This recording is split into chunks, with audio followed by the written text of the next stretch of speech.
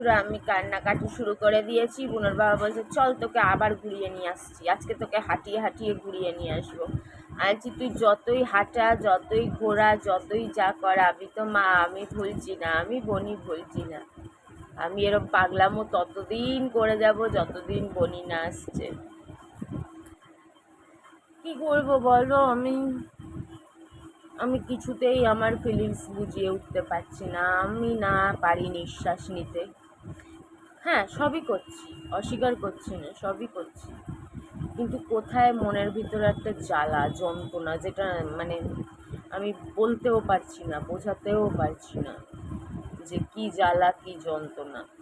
প্রত্যেকটা মুহূর্তে খেতে বসতে, এমনকি হাত দিয়ে মুততে গেলেও আমার বোনের কথা মনে পড়ছে। হ্যাঁ, শুনতে খারাপ লাগলে এটাই সত্যি যে হাত দিয়ে মুততে গেলেও আমার বোনের কথা মনে পড়ছে প্রত্যেকটা মুহূর্তে।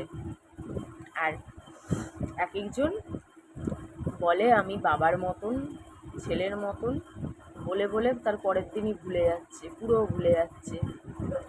না, আমি শুধু বুনোর বাবার কথা বলছি না, আরও বলছি। বাবারে বাবা, কাশ আমার মন ওরকম হতো, তাহলে আমি জীবনের সবচেয়ে হ্যাপি মানুষ হতে পারতাম। কিন্তু আমি তো আমার মন কিছুতেই ওরম করতে পারছি না, আমি ঘুমাতে পর্যন্ত পারছি না। পিছলে কতদিন হলো, 15 দিনের মতন হয়েছে, 15 দিন ধরে আমি দুপুরবেলা ঘুমাই না। হালাকি আমি দুপুরবেলা বিছানায় পড়লেই মরে যেতাম, মানে পড়া মাত্র ঘুম, আমার চোখে আর কিছু থাকতো না।